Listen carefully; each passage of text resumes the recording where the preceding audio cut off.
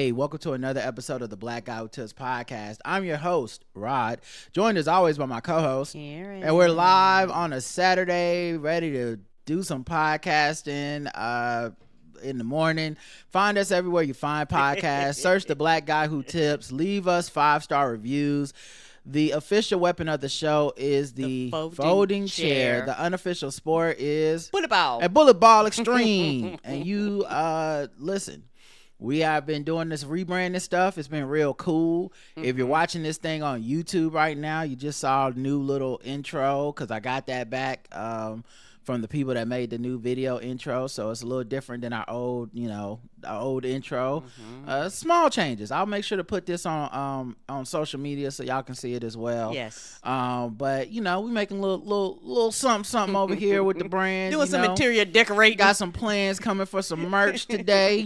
So check that out. We'll be publishing that, putting that everywhere. Yeah, we painting the walls and stuff like that, changing the carpet. Yeah, and of course, Guess the Race is the social media channels will be premiering Monday. We had some technical difficulties recording the other day, so we kind of got lost in the sauce. But I just want to say, Guess the Race, for those who aren't initiated, is a game that we play at the Black Guy Who Tips podcast, where we go all around the globe. We find different articles, sometimes crime, sometimes nice things, whatever, and then we have you, the audience, and of course Karen, guess the race of the people involved, and we end up with some interesting answers. Okay, it's a fun, quick game. It relies on our stereotypes and things we see in our minds, and sometimes you're right, and that makes you racist, and sometimes you're wrong. And that makes you a good person. Yeah, sometimes you're wrong. Sometimes you be like, I can't believe it. I demand a recount, but you just wrong. It is what it is. Yes, it is. And race is is actually a construct. That's a social construct, so it's not really real anyway. But that doesn't mean we don't get to have some fun with all this racism that we have to go through. Yes, and the concept. Yes. So look for that on this channel. When you click on it, share it, like it, tell your friends. Leave comments. Try not to put any slurs in the comments. Come on, guys. What are we doing here? We enjoy the game. It's a game, fun family game for everyone. All right, let's get into the feedback on the show because there's lots of stuff to talk about. The first people we always want to shout out are the people that take the time out to give us money, monetary donations. Let's see what's up with that. Okay, let's get this shout out going.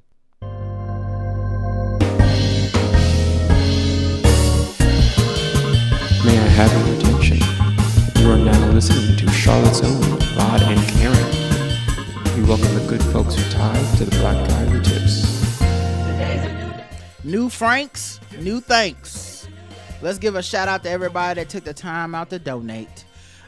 We got Tiffany B. Thank you, Tiffany B. Marlon B. The B family is in the house. Yes, Marlon B. Wonga from down under. Good day, mate. And thank you very much. Alexis H. Tabitha M. April G. Corey A. a.k.a. The Tickler. Chris from Hawaii. Aloha to you. And, of course, Laura F., the last donator. Thank you very much, everybody who donated this week. We appreciate y'all. Close the door. I need to get more money from everybody. That was not enough. Nope, don't you close the door. If you in the chat room, you can't log out. All right. Not on my watch. We also got one new 5-star review 6 days ago. You can leave 5-star reviews on Apple Podcasts. We appreciate y'all. You can always renew an old review. We'll take those too. As long as they're nice and they're 5 stars. As long as they're nice. We appreciate you. 5 stars from 00000-Will2K. So it might be some type of robot. I don't know. 0000001. We'll take those too. Rod and Karen, or maybe it should be Rod and Karen have energy, a friend that you enjoy having in your home. Well, thank you, 00000-Will2K. We appreciate you. We do. And the robot community. I know yes, soon y'all will be running things. Yes, so we like to be on the nice side of that. We would. Of course, we have people that left comments on our website, voted in the polls, left comments on our YouTube page. Let's go ahead and get into those people, starting with our feedback episode. 3076 Venn diagrams. We got 3 comments on this one. It was a feedback episode, so you know who the first person to comment was, Karen. Appia. It was Appia from Germany. Wow, how did you know? Okay, I stopped worrying about the moderation issue. See, that was simple. There you go, Appia. I'm glad we was able to do that. Okay. We are just a very short time in with Trump, and already he created so much chaos. Some of it is for sure planned, but the tariff issue is a very bad look, ain't it? If I had a company and had the choice, I wouldn't invest in the U.S. It seems the situation can turn on a dime according to the mood of your new king. His advisors are already turning on each other from the outside. It really isn't going great. Yeah, there was a meeting with China, and Elon Musk wasn't allowed to go, just like Friday. It's chaos, and we knew it would be chaos. We knew it would be on his whims, and at the same time, it feels the chaos may not be planned, but it was planned to be chaotic, because I think the real thing is they're just running the coffers of the United States. It's a heist that people are mistaken for a bunch of other shit. Right. And maybe those other things will get out of control. Maybe that will be the real point. It doesn't make those issues any less vital that they're having. So like, even if the point isn't to be a racist country, it is going to be a racist country, even if that is just to paper over the fact that they're just stealing the wealth out of America, fucking with the tax system, cutting all the federal government stuff, literally demanding media companies give them money to have access, stuff like that. I think is always going to be a grift with Trump and his cronies, but the consequences of it are real. And stuff like the tariffs, it doesn't matter that they don't make any sense. They could give a fuck about us and the rest of the economy. It's never been about that. So agreed. To me, it's all just malfeasance. Agreed. And like you said, it's always been a grift from the beginning. And a lot of this, in my personal opinion, boils down to white people not holding white people accountable. To me, that's Agreed. The foundation of how we got here, because at any period of time, people of the Congress and Senate could have voted so he could have never ran again, but they opted not to. Like for people to get this much power and cause this much chaos, there are always checks and balances, but somebody drops the ball and give them the benefit of the doubt because they're white. Anybody else would have been stopped. Any woman would have been stopped. Anybody else outside of a white man, they would not have ever put this much power in their hands for them to fuck shit up. She says, we will see how this plays out, but to me, it seems very frantic, hate-driven, and not really smart. Well, I think that's a very astute observation from across the pond, and I think many people are seeing it. And honestly, it's helping our allies move on without us, consolidate trade agreements in Europe with each other. It'll be ironic if this is the thing that brings more unity to Europe than, when we had Democratic presidents over here that were trying to encourage free trade and trade agreements with everybody. It'll be funny if this is better for y'all than Brexit and shit, like what everybody's like, whoa, that's crazy, we don't have that luxury. Shoe Booty says, oh my god, I just realized how I misheard the original article about the mortician. I thought she cut off his wiener and put it in her mouth like some bubble yum. This makes much more sense, but still absolutely fucking nasty. Yuck. Yeah, that's wild that you went there. But also, if she put it in her mouth, would you blow up the ball sack as the bubble gum? I don't know. There's a lot of questions I have now that I didn't have before I read your comment, right? That I wish I never had thought about. But now what am I supposed to do? Appia says, this would be really much more upsetting. I get it. Food is getting more expensive, but this can't be the solution. Snacking on human body parts, or can it? Or am I too close-minded and don't get how much times have changed? Get with the times, Appia. Later in the week, I'm pro bono trade, so what's my problem here anyway? Yeah, I don't know, Appia. I think you're on the right side of not eating people yet. I don't think we're people eating yet. We haven't got to that point yet. Maybe soon. We'll see. Let's see what YouTube has to say about this episode, Venn diagrams. Episode 3076. We got 3 comments on the tubes.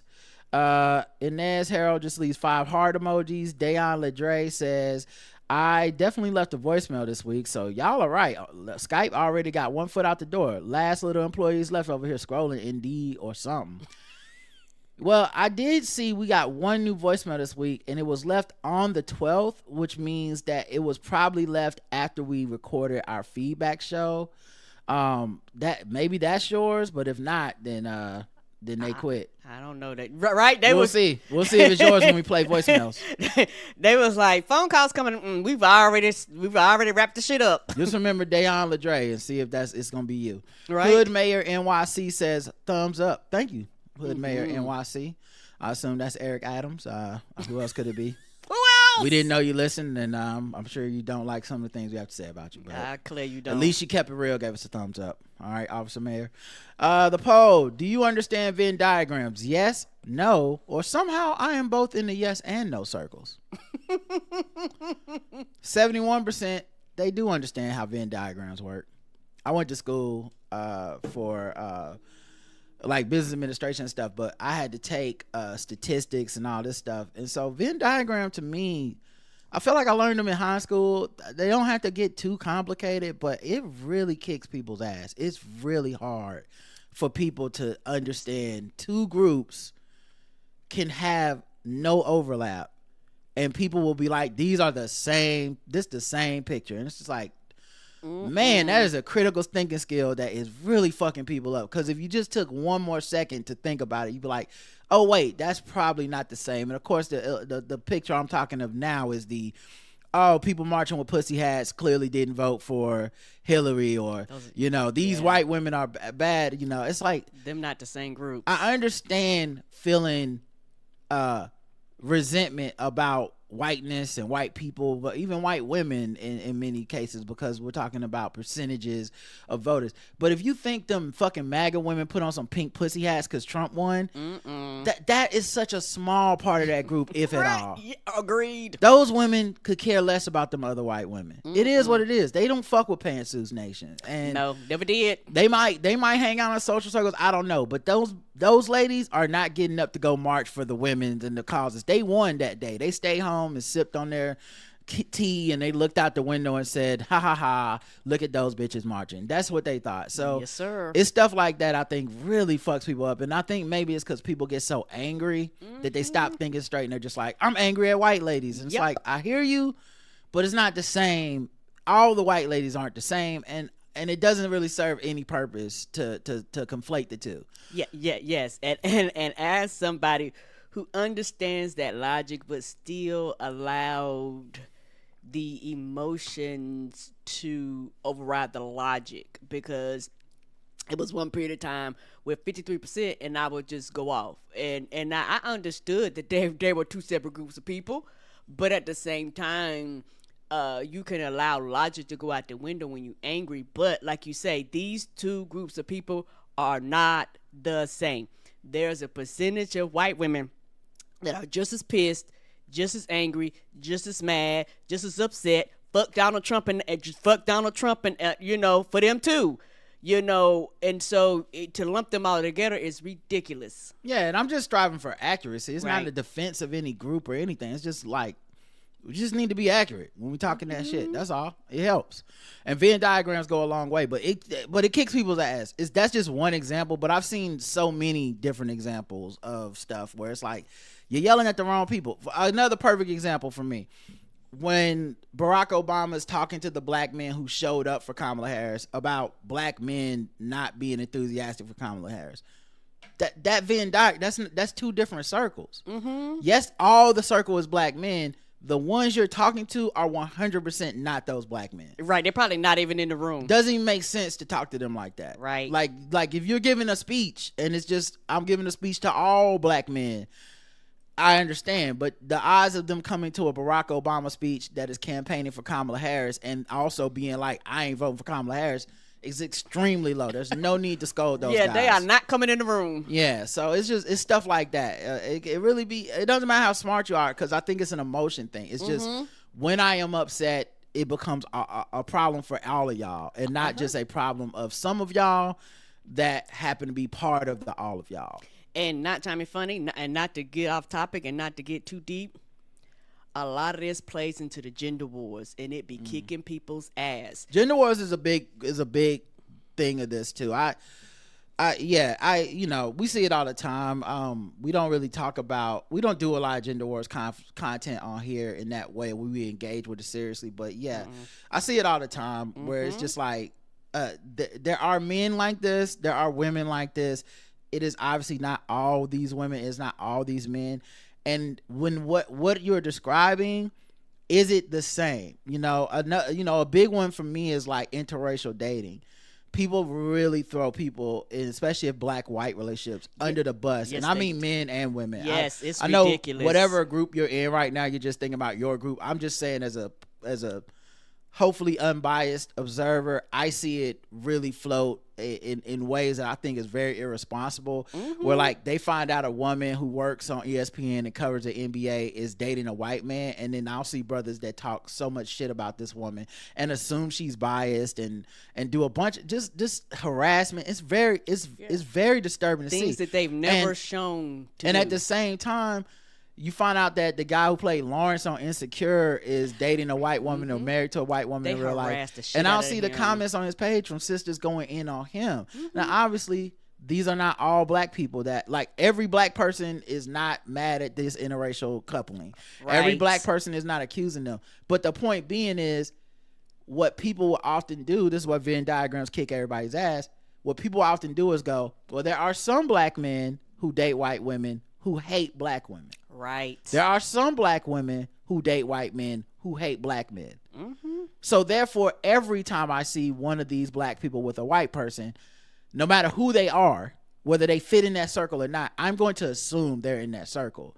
And I just find that to be so unhelpful and so dishonest. Right, and ridiculous. And also, as you said, this is a very gender wars thing because no one really assumes that of the group they're in. Meaning, if a black woman is talking and she sees Quinta Brunson has a white husband, she's normally not going to assume that Quinta Brunson hates black men and black people. Right. But if that same black woman, not all, but some of those same black women will see like Lawrence from Insecure and be like, well, he clearly hates black women.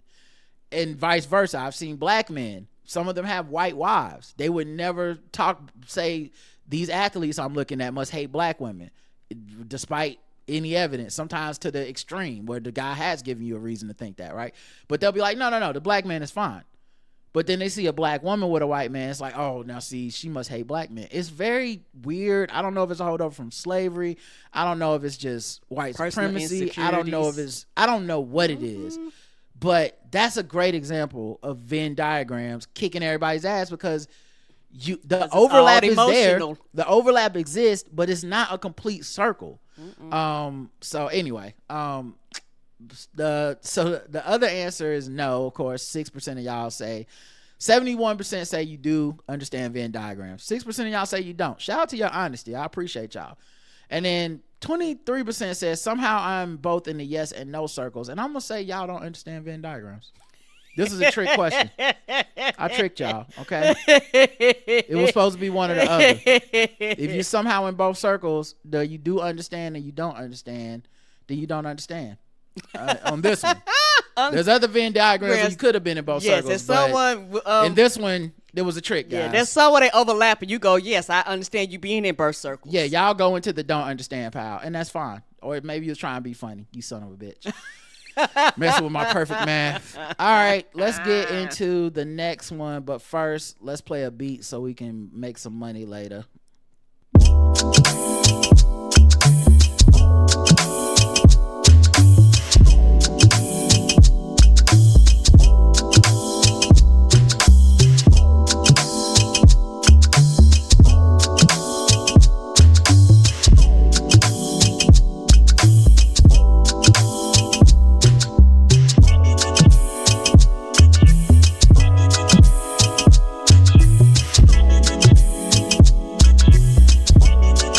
The new beats from Infrared Crypto called Ariel. Let's go. All right, let's get to the next episode. Episode 3077, Doppelgangers. We got 9 comments on this one. Woohoo! Y'all had something to say. Apparently y'all did. Apia says, I agree with everything you say about politics. It's almost weird how much we agree. I choose to think that's the smart person connection.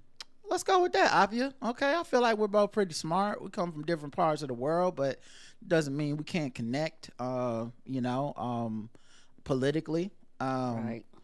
And I don't know how many I don't say stuff on here expecting everybody to agree. I think politics is weird, and I think the vast majority of people have their picadillos with, different individual points of view. But I try to be reasonable. I try to take people's shit into account. And I try to be pragmatic with stuff and not get too caught up in the hype and the emotion.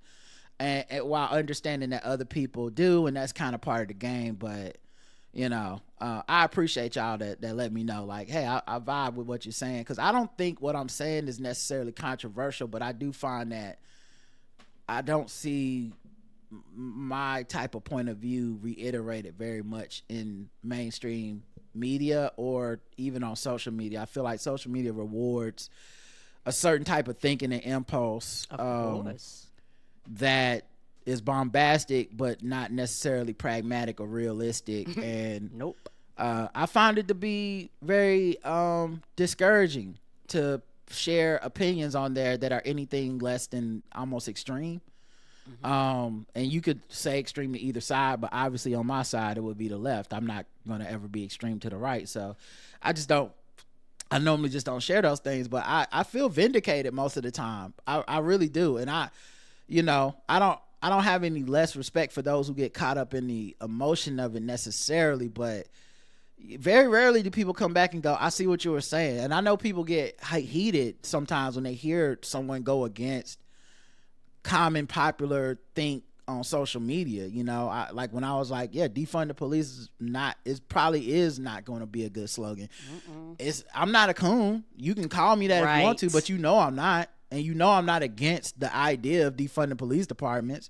So now you just mad at me because I won't go along with the grain, but I'm not required to. Right. And if I just think a different strategy might work, I don't know why I would be the enemy for this. And when it doesn't work, no one ever comes back and goes, shit, you was right. Nobody would vote for that shit. Or we voted for it, but then the willpower to do it became low because police were able to weaponize this shit and get motherfuckers on their side with like my morale and all this bullshit. And now none of those policies passed. Right. So anyway, and that's just one example. It's not, obviously it's not one I'm never really happy to be right about that kind of shit because it's just a strategy thing for me, you know? Yeah, and a lot of times, particularly on social media, everybody yada yada yada past that. Yeah. And they act like they never said it, act like it didn't exist. People start, you just move on to the next thing you're outraged about. Like it's not no one's gonna come back and do an autopsy of like why this didn't work. Right, and but truth be told, that's the only way you don't get growth. But they don't want to do that. Yeah, It's not. I mean, it won't be rewarded on social media. I think it happens in real life. I think that's why our podcast doesn't get. This is why people think our podcast, the ones that like it, this is why they think it's dope. It's like, oh no, y'all said it in a real way, in a plain way, in a way that I'm not hearing other places, in a way that resonates with me offline. Like it might not resonate with me on my social media. Like I'm 100% sure we're maybe I'd say 1% of podcasts that will come on here and be like, I'll defend Democrats. Sure will. Like I don't like, and it's mostly because I don't do a lot of like discussion with other people about it because my mind's made up and I'm pragmatic and I don't really want a pat on the back for everyone being like, you ain't the Democrat plantation. There's nothing you can do to trick me into being anti-Democrats in America. Simply until we get some better option, I just don't even see a fucking point, right? Agreed. It's pragmatism, right? Yes. And so I appreciate that we have a place like here where we can say that, because if we or I wanted to be more popular, I could easily flip a switch into the I'm so progressive, I hate the Democrats too lane. And look, ultimately that probably would have done our podcast better. It would have done my follower count on social media better. I could be somebody, quote unquote. Maybe I'm on MSNBC saying the same shit. I see it for all the people that go on CNN and stuff. If you supposed to be to the left, quote unquote, you have to bash those Democrats. It is the crowd pleaser. It is the thing that gets you the bigger bubbles. Everyone loves to see it. Everyone loves to say how they don't fuck with them. And so it's probably cost us more than it's gained us, but just sleeping at night, nothing will ever make me sleep at night happier than being like, nah, they're doing their best. If we want to progress in this country, we need more. I don't give a fuck about it being not that popular thing or being in the gray area of like not popular but kind of popular. The kind of content that people that listen to this aren't going to share because they don't want to fight with their friends on social media with like, hey, this take that Rod had about the Democrats. No one wants to share that shit. Like, I know, because if I would have came on here and said, actually, Democrats ain't shit. What we need to do is this, and this. Everybody would have shared it because like, look at this ring. This man decided what's wrong. So anyway, all that stuff to say, it matters to me when someone writes in and says like, yo, we agree, or the things y'all are saying I'm not hearing other places, or I y'all really make me think about things politically.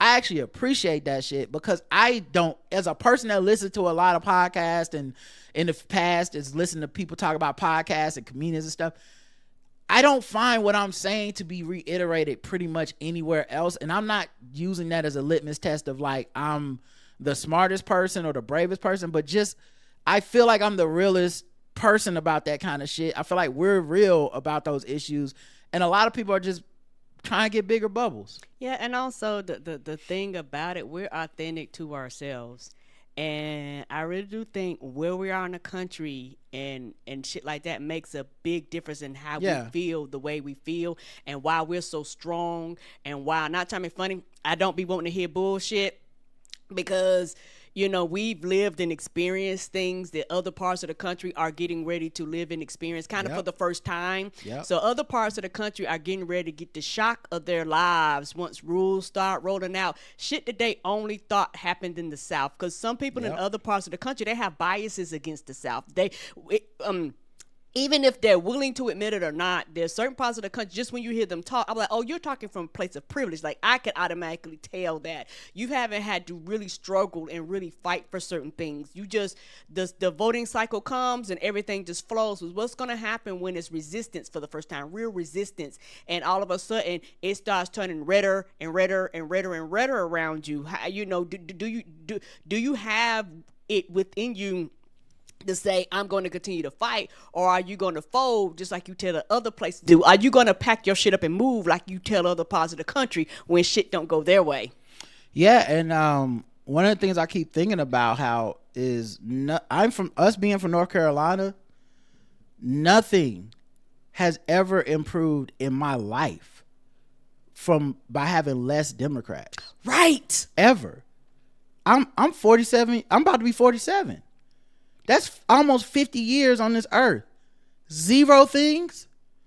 Republicans have never done a thing that made me be like, yo, thank God Republicans were in power to do that. Every time. I've only lost rights. Yes. I've only had challenges to my voting. I've only had taxes go up. Like, I've never had a thing where I can look back and say, so no, I won't be fooled into this like weird partial, the like performative objectivity where I have to sit between two parties and be like, well, neither is good enough. One of them has been much better than the other. Give me another option and we can talk. Also, just real quick, are you frozen on my screen, on your screen or anything? No. Okay. Is chat room, is Karen frozen? It could just be my computer. I may need to refresh. I don't know. And I just only want to do this just in case the recording later is going to look frozen or something. Okay. So I'm be right back, everybody. Say both of us are moving. She's not frozen. Okay. Well, maybe I should keep going. You can refresh just. Okay. Give me 1 second.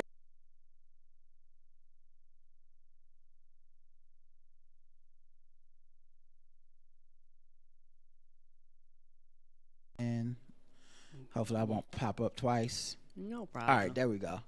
But yeah, it's just very obvious. Go ahead. Yeah, and also is one of those things where, like you say, our opinion is the very few.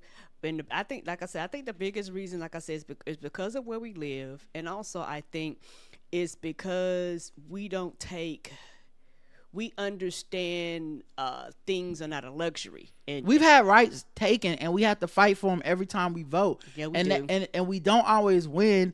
And a lot of times it's because a lot of the white people in our country, in our state, don't want us to win. They're not going to stop voting. They're not going to take a day off and all this shit. And so when people tell us that vote, there's no point to it, it's a lie for us, because we've seen there be a point to it. Yes. We've seen them win because they make us not be able to vote. So like, yeah, anyway, I didn't want to turn into a whole tangent, but like, yeah, it does my heart good when we can never get enough of like, hey, y'all are spitting facts. Y'all are talking the truth.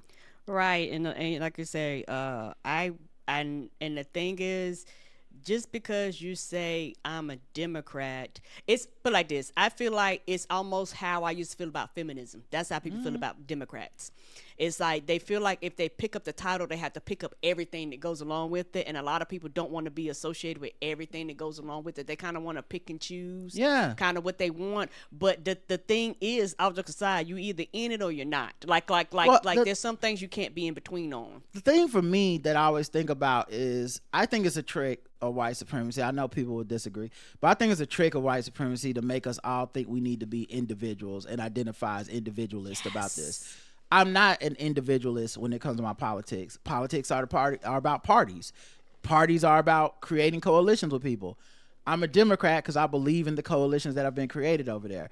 It's not about perfection. That would be ridiculous. Even if I had a party that I got to decide every platform and every group that got to be in it, there would be people in the group that would be like, I'm only here for my thing. That's okay. That's what politics is supposed to be. Right. So just holding up this litmus test of perfection for Democrats with nothing but a low bar for Republicans is crazy to me. Yes, sir.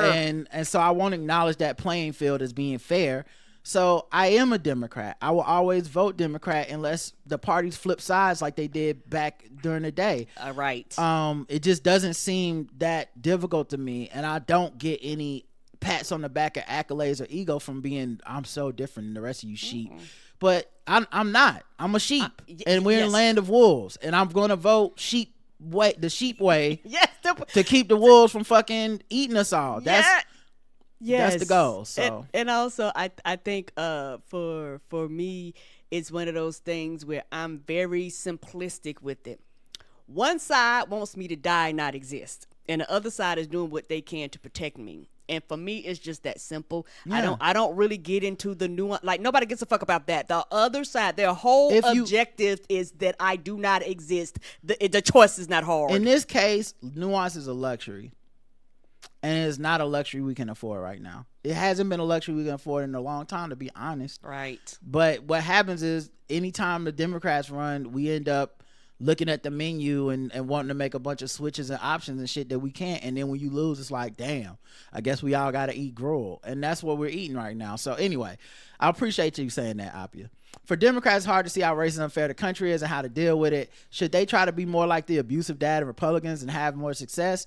But there's already the original abusive dad. Yeah, and you can't. That's the math that I look at. You can't out Republicans in America. No, you can't. And a lot of Democrat advisors, people who are unhappy with the Democrats, people that are just constantly critical of the Democrats, they have created a false thing in their mind where you can at once have the Joe Rogans of Democrats and court the white swing voter, court the white racist voter, and at the same time keep all the black and brown women, minorities, LGBTQ people over here as well.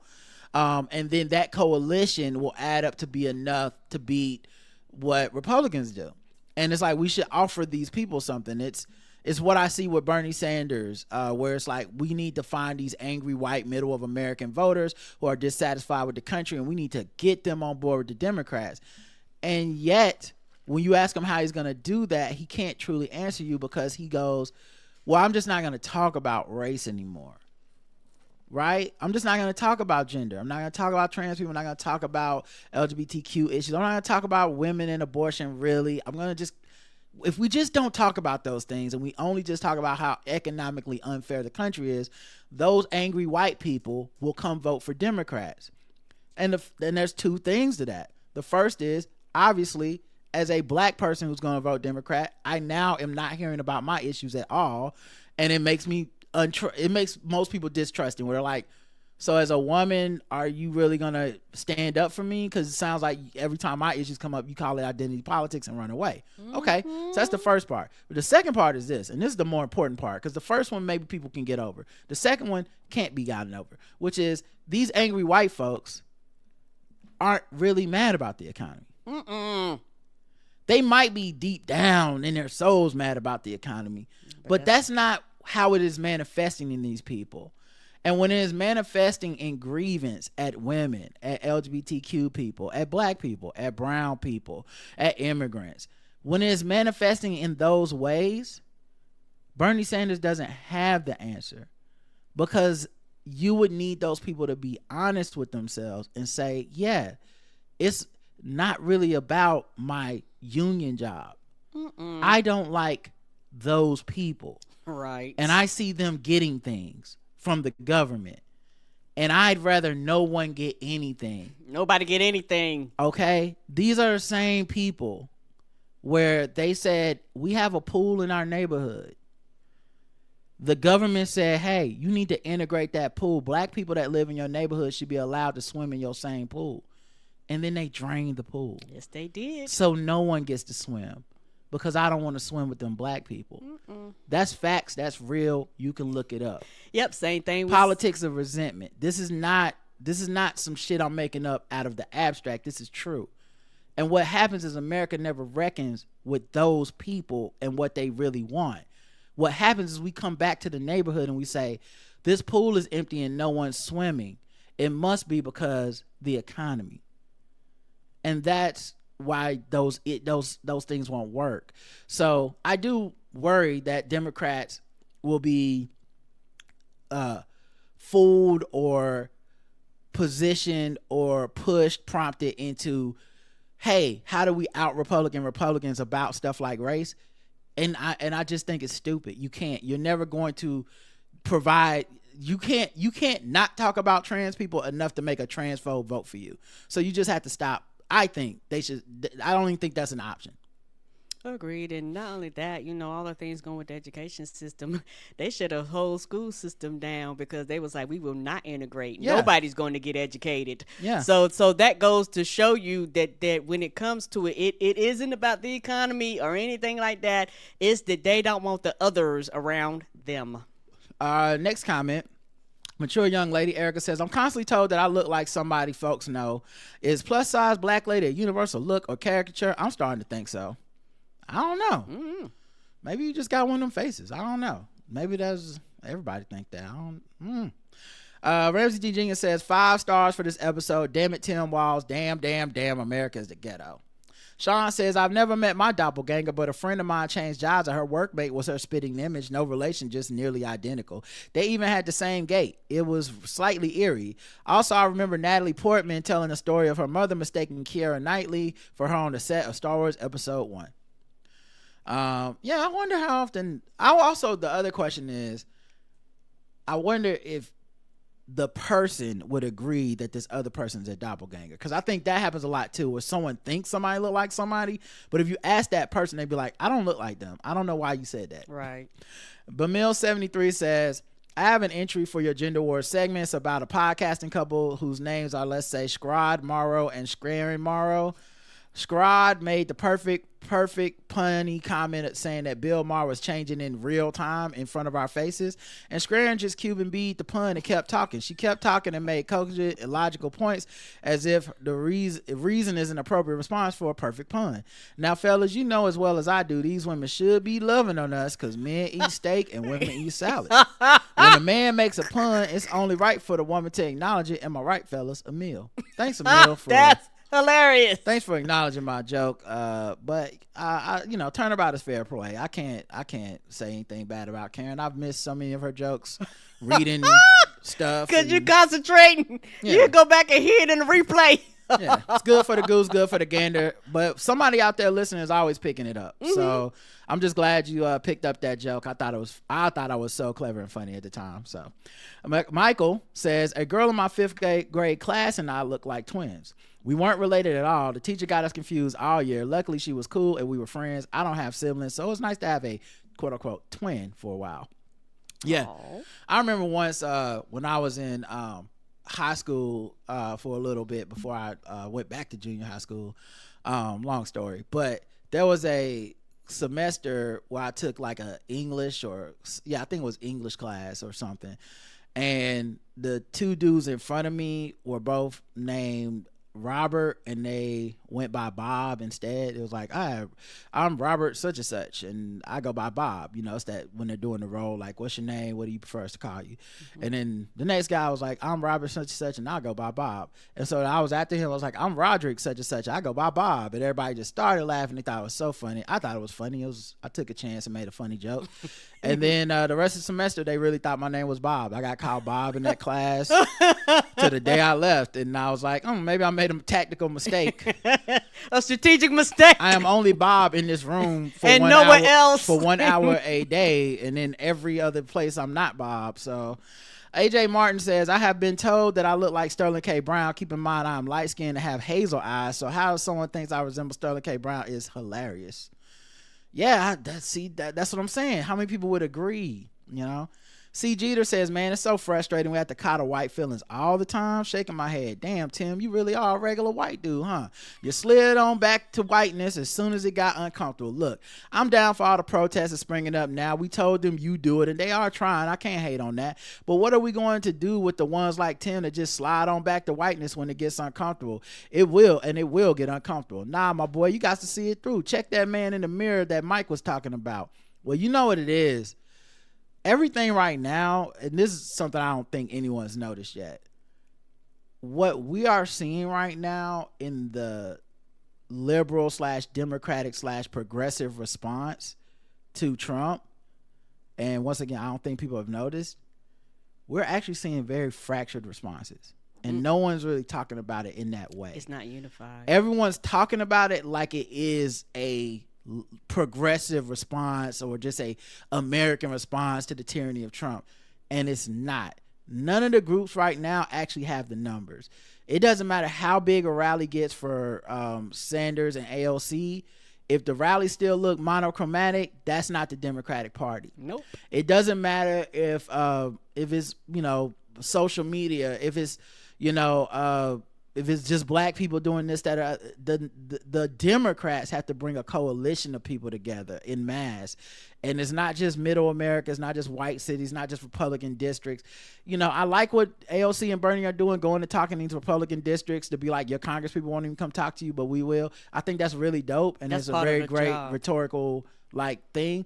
But those are probably not districts Democrats can or will win, even with those Republicans being pieces of shit that won't face their constituents. Right. It's a good touchdown dance, it's a good slam.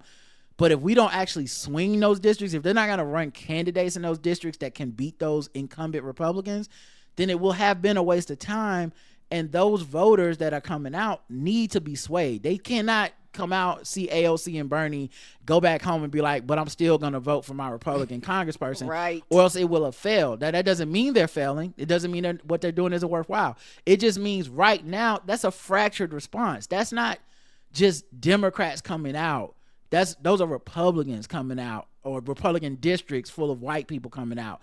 And you're hoping that they might change some minds. I'd love to see them change some minds. I hope we do keep this momentum. We have a very long time to go till it's time to vote for those in those districts. But my point being, a lot of the response, you know, the march people, those marches are very monochromatic. Those marches are very a certain type of person that's already in the party and stuff. But we're not seeing a coalition yet. And I don't know that anyone can gather a coalition yet.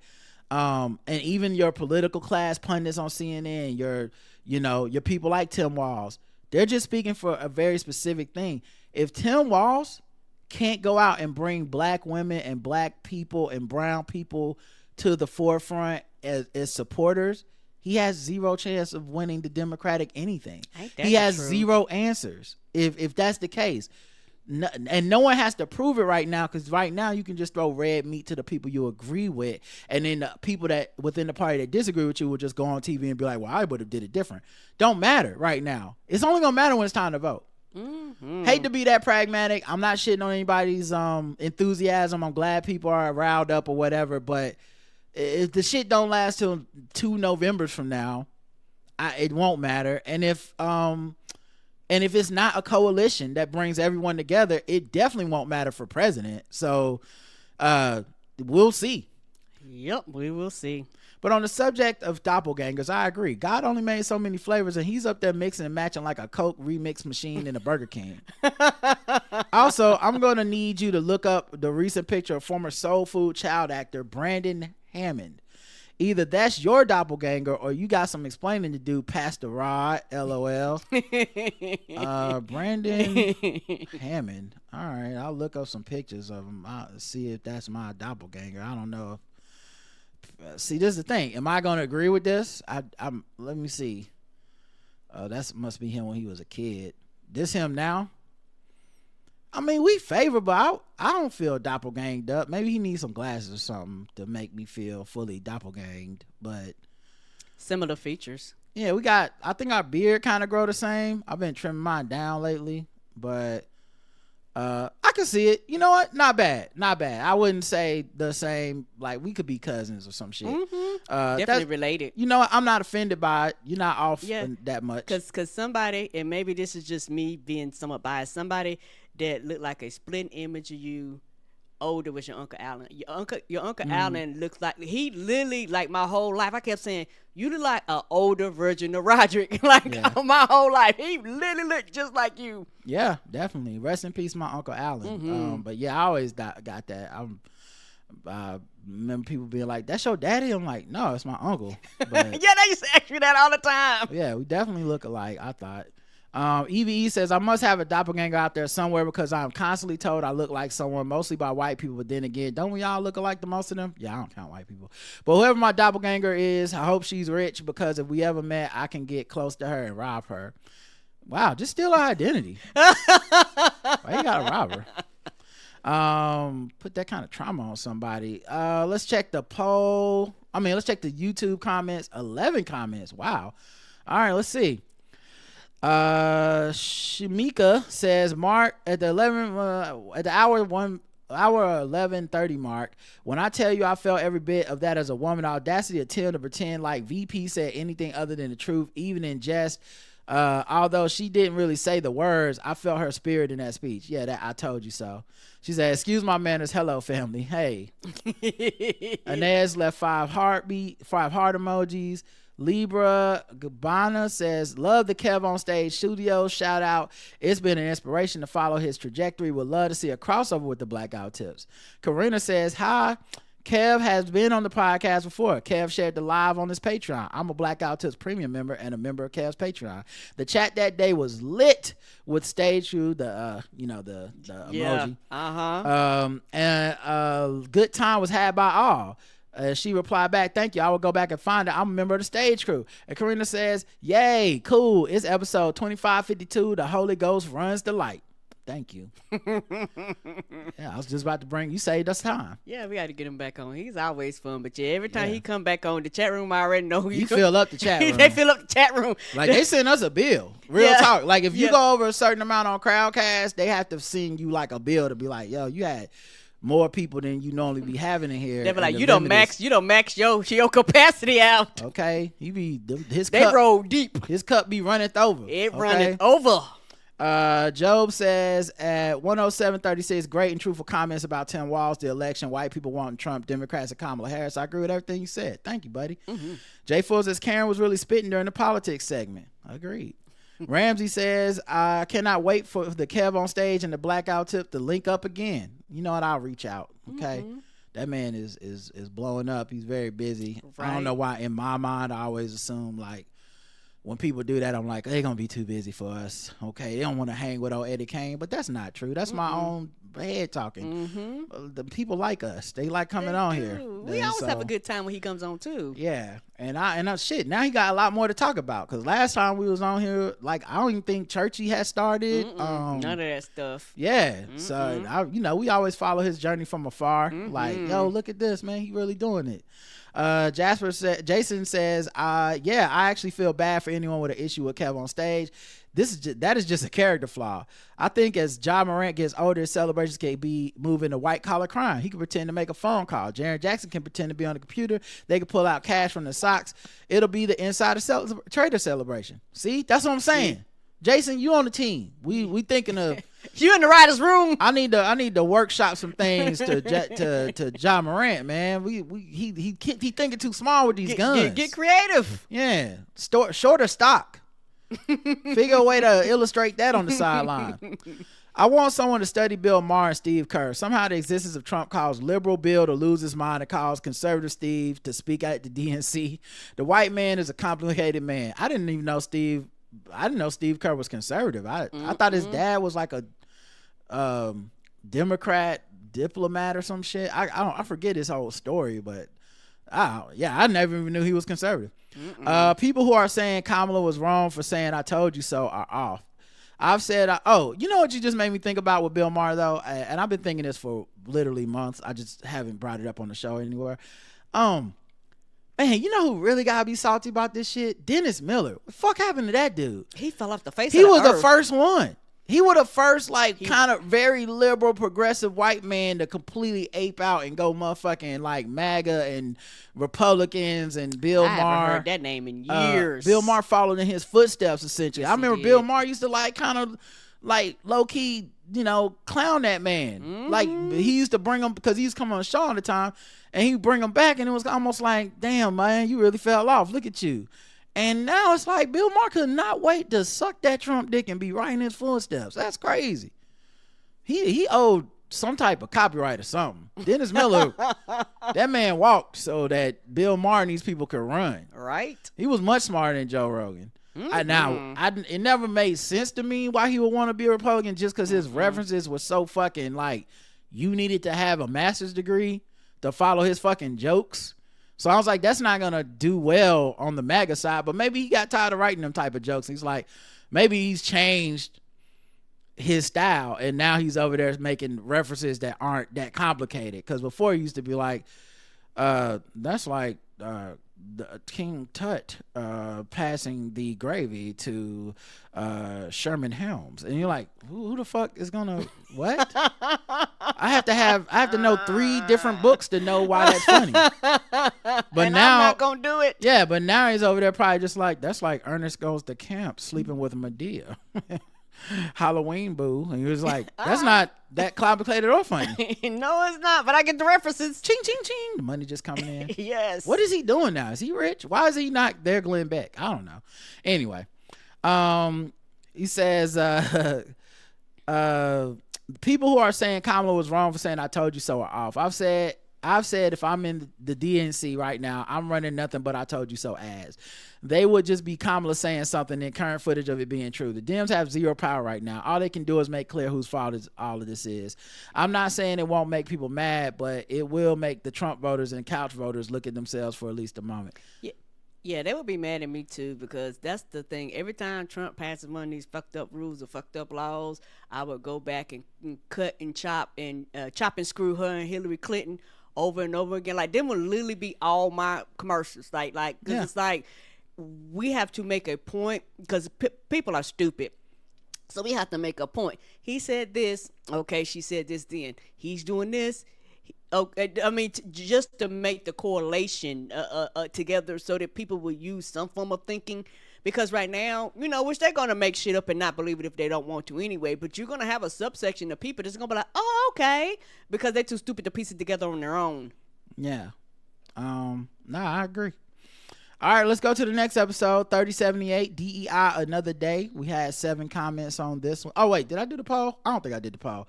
The poll for doppelgangers. Have you ever met your doppelganger who wasn't related to you? 8% have, 92% have not. Who are these doppelgangers?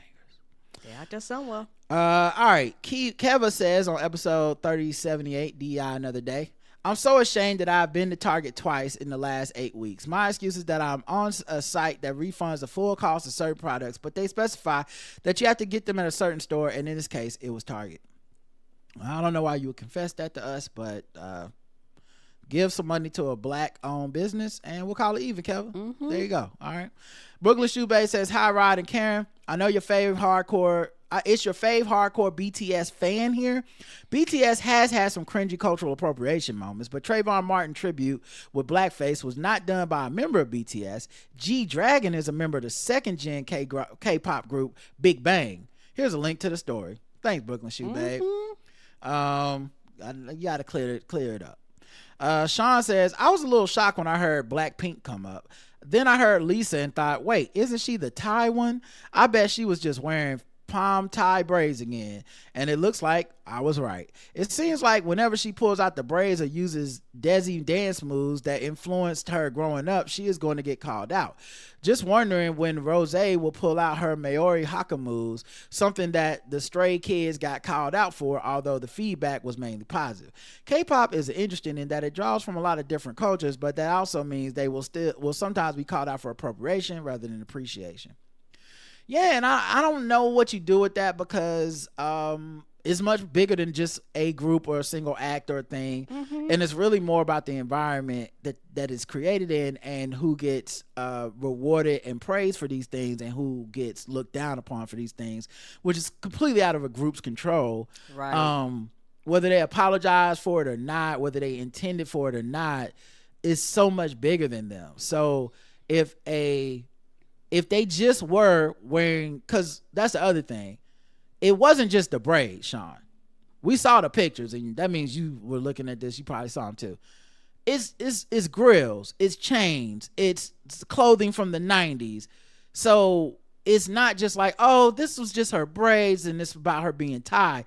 No, and the music they're singing is black music. Like, that is African American inspired music that they're doing. It's throwbacks, which is why I think a lot of people our age would otherwise inappropriately like this music, meaning like a 50-year-old liking a pop group of 20-year-olds that are making R&B in 2024 seems weird unless you look at it as, I grew up on this and no one in America is making this music anymore. Right. It's like that whole genre of music just don't exist, right? But that means these people are inspired by and copying black people, whether they appreciate us or not. Right. That is an American export, an African American export that they've been inspired by, and it's making us cling to them because we're like, oh, I remember these vibes.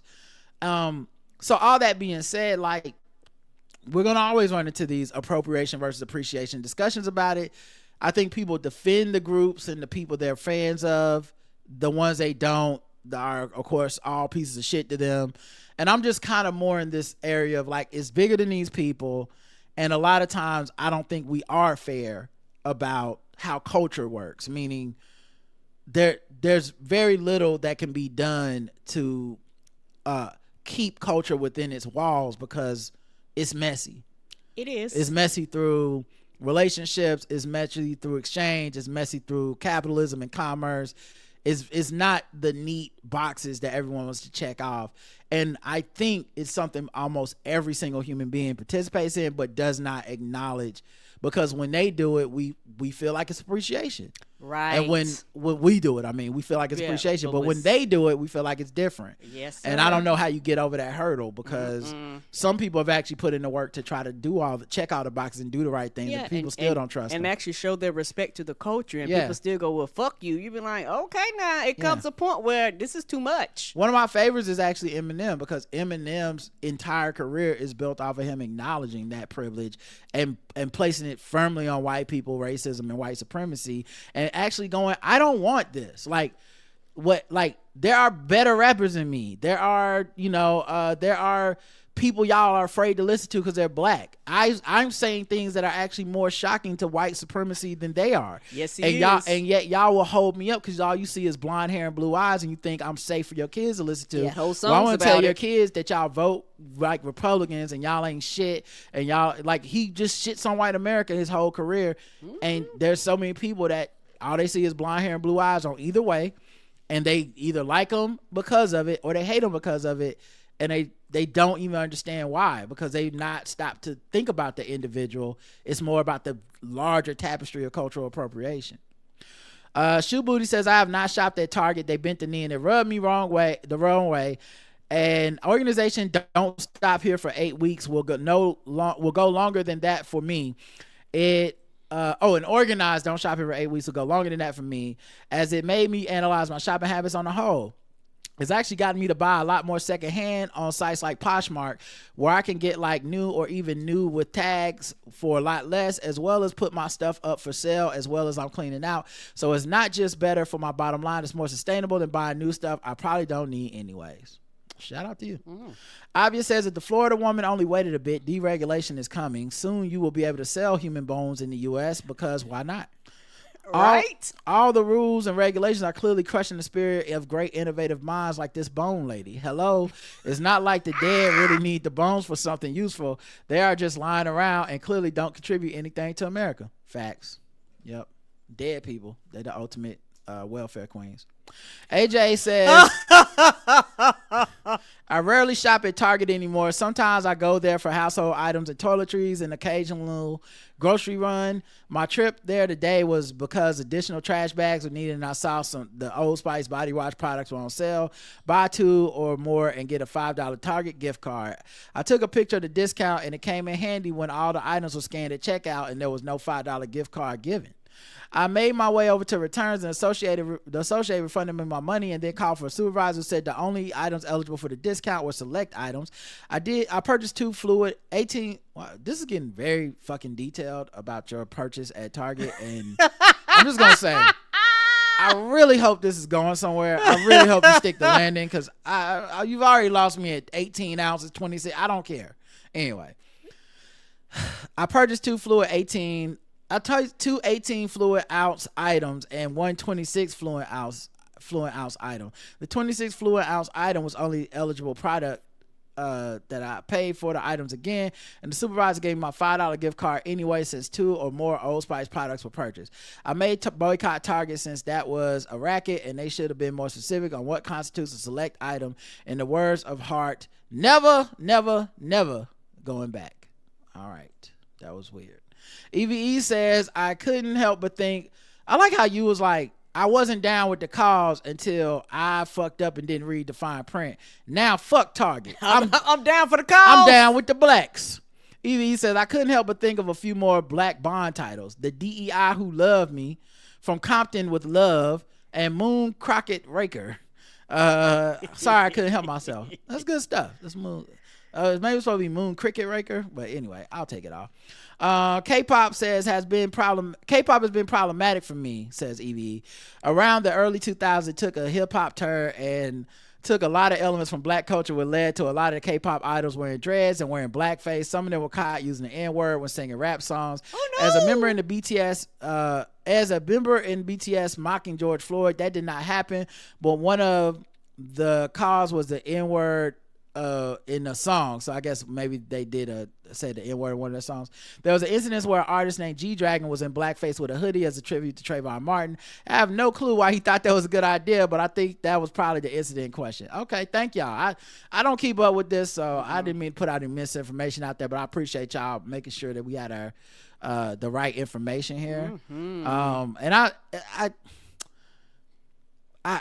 it's the comedic part of my brain probably does not allow for me to get too upset about cultural appropriation. I get it, and I don't mock people for being upset by it, but sometimes it's too funny.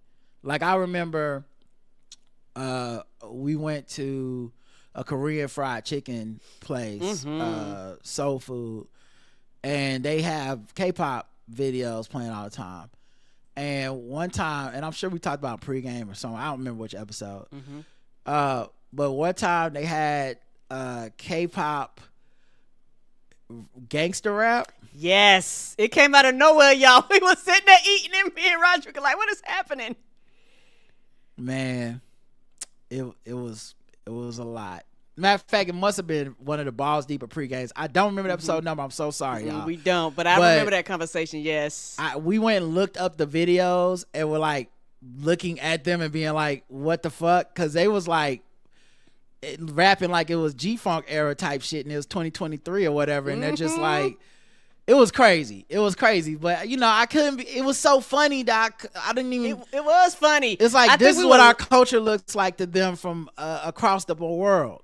And we was laughing more than anything. And also in that same place, we saw a dope ass Naruto cut against Kendrick. Yeah. Well, Kendrick was rapping, and the whole time we see Naruto going in the background. Yeah, and that was beautiful. It was gorgeous, wasn't it? It was. I think it was to He Dead. Amen. Yes. The chant one. Yeah, Spiteful Chant. Yes. And it was just like all the action scenes of Naruto fighting Sasuke, and it was so. Within that same time, we saw what I think is beautiful cultural exchange of Japanese anime put to black hip hop. Put to in a Korean fusion restaurant, and that was like beautiful. Fusion. It was the best of everything: best food, best anime, best music, and I was like, in that same then I think it was that same location. We ended up seeing like R&B in that same location. Yeah. So they singing with like rain falling down on them. That's K-pop. Okay, I was it was a lot happening. Yeah. So anyway, we got to see all of that, and at the same time, we saw hip hop Korean people trying to pretend to be black people. It's I like I said, I get it. I don't think I have the emotional bandwidth to truly be riled up about it, but it's just one of those like the hazards of being dope. It's one of the hazards of being dope, dog. People gonna want to be part of it, whether you want them to or not. Agreed. On YouTube, we got comments. 5 hearts from Inez. Nick, the scientist, says, this nonsensical. Did it pass the first time with a veto-proof majority? I bet not. I don't know what the 10-minute mark is. I'll try to get to what he's talking about. Let's see. All right. I'm against this, but if I do veto it, they'll just vote with a veto-proof majority. Oh, it was the Republican who was saying that he's gonna allow I think it was like either transphobic or it was some type of weird law to pass because I don't want to veto it because then they'll have a veto-proof majority and they'll override my veto. It's like you still veto it to show people you're against it. You still veto unless you're not really against it. And I don't think they were. The girl on the other side of the road says this group and others had videos of them leaked a week ago singing the N-word. One of these groups was Blackpink, who had multiple videos already saying that cosplaying black people is the soul of K-pop. Yeah, that's crazy. Another person says K-pop has always been cringy to me, but I just always thought it ain't for me, so I'll let those who enjoy it enjoy it. Yeah, it ain't for me either in that way. And I have never really yucked the yum, but I have always found it weird how I'll leave it alone because motherfuckers gonna get offended. Anyway, I'm glad people are enjoying a thing and they found a thing and they letting stuff. I'll say it this way. I've always found it weird what people will let slide because they like that K-pop shit and what they'll call out in American culture where I'm like, I don't understand how this isn't worse. I really don't. And that's maybe it's just not for me to understand, but like it feel weird that you could let it slide just because you into this group. Blackboard for us says, have you seen the movie 2073 sci-fi documentary The Bandit of History and Books is playing on Max? Good documentary sci-fi. I have not seen it. 2073. Okay, I'll try to remember that. Mr. OH1010 says, think too long and your brain will be gone. Took me out. Karen said that. See, I missed something too. I probably did. Karen don't even remember saying it, so I don't know now. The poll, have you been shopping at Target in the last 8 weeks? Yes, 21% of our audience is coons, and 79% is not. Shout out to the 79%. That don't mean you a coon. I'm joking, Karen. Damn, you don't have to make them feel better. It's just a joke. They listen to a joke podcast where a man makes jokes. Baby, we're going to get another email about them having to spend 27-ounce point. You know what? Thank you. Receipt. You saved us an email. So I'm serious. So that's why I was like telling people, hey, don't, know you are not a coon. Because you know one thing I think that's why we got that writing, because they want to justify their purchases. Because you know one thing about coons, they save receipts.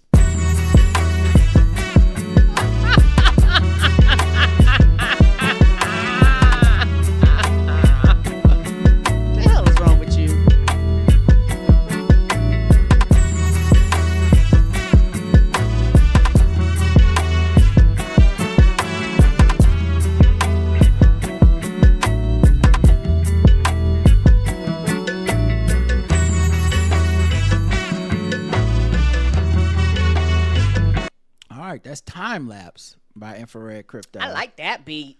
Yeah. I, at this point, it's got to be something wrong with my computer because you keep freezing, and I know you're not frozen. I am not frozen. You So are moving. I'm going to just trust y'all and keep moving. Okay. Yeah, just fine on my screen. All right. It's just weird. Anyway, next episode is 3079, Return of the Jack. Yeah, Jack Thompson, international Mr. Leather from 2019 on the show. Ronan Raphael says, do you have triple threat kids and are weighing between Bullseye or the Punisher to guarantee your safety? Worry no more. OSS is here with a Mother's Day premium package. Hurry now and don't worry, your kids shall be returned back to you brand new, well behaved, with just a little increase of saltwater intake. By the way, Karen and Rod, I saw how Carl was able to accept that Trump's MAGA was racist and reset the next day. Black Mirror Season 7 Episode 2 confirmed my biggest suspicion of why my tickets to Africa haven't been selling. Open your third eye, it's all connected. I'll get that sucker one day. Well, I haven't watched the episode. I don't get that reference. But shout out to those who do. Abia says, at my work, I learned that you can change minds with facts. The only one way is changing minds with emotions. Oh, you can't change minds with facts. The only way to change minds is with emotions. People who are stuck in their opinion no matter what the facts say, because it's too hard to admit that they have been wrong. Unfortunately, one emotional story, emotionally manipulating, will bring more changes than facts for most people. But this is also a key to change minds for the other side. I wish it was different, but this is how the human mind works. The right wing is working with fear, and it's one of the strongest emotions. Fear and anger, a very dangerous mix. Yeah, and you know what else happens too? I think there's a reasonable amount of jealousy from many people who are like, hey, how come white people's emotions get to be facts? Mm-hmm.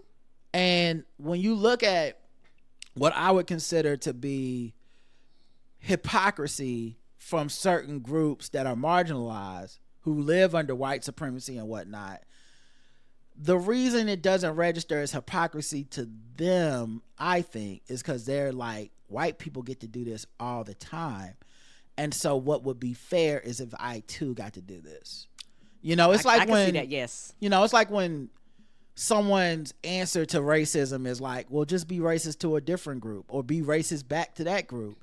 And it's not really justice or fairness, because honestly, fairness would be no one's allowed to be racist to anybody. Right. But, you know, I see a perfect example, NBA, Josh Giddey, NBA player, got in trouble sleeping with a girl who it seems consensual but was under, like, was 16 or something. There's pictures of him on social media standing next to her with no shirt on. I think she left comments on social media about sleeping with him and stuff. So obviously, reasonable suspicion this happened. The girl did not press charges. Her family didn't press charges. They didn't operate with police. There's literally almost nothing they can do as for the NBA as a league or legally to truly do anything to this man, right? Whether money change hands, any of this stuff, period. There's just like this 99.9% of people, regardless of their race, would not have gotten in any more trouble other than a social scandal, which is what happened with Josh Giddey. Makes sense to me. I'm not saying, I'm not condoning or not condoning. I'm simply saying these are the facts to me. Right. Meanwhile, I know a lot of black people, black men specifically, who are very upset about the handling of the NBA with that. And the thing is, this is a double standard. If he was black, he would have got in trouble. Now, I would disagree with them. Okay? And the reason I would disagree with them is that we do have some examples of black players who are playing in the league right now who had what I would consider to be almost worse scandals, and they never got in trouble for them. The perfect example to me is this guy, Jackson Hayes. He's a center for the Los Angeles Lakers. He was caught on camera after his girlfriend called the police and said he physically attacked her.